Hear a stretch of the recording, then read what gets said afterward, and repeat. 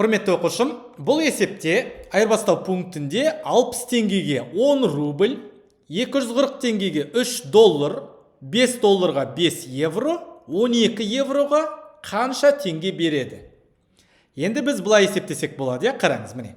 Мынадан бастаймыз. 12 евроға, евроның белгісі мынадай, оған біз 5 евроға 5 доллар алсақ, 12 евроға әрине 12 доллар аламыз. Солай ғой? Жақсы. Енді мына жерде біз біліп тұрмыз. 3 долларға 240 рубль. 3 долларға.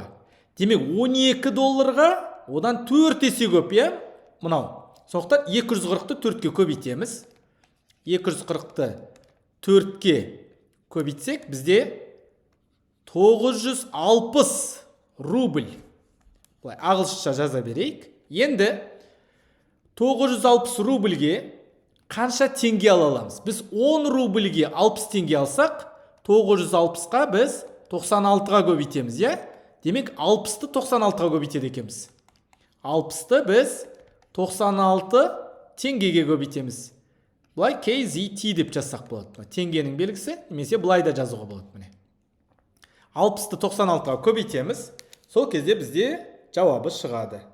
96-ны 6-ға көбейтсек 576, 1 нөлді қосамыз, 5760 теңге.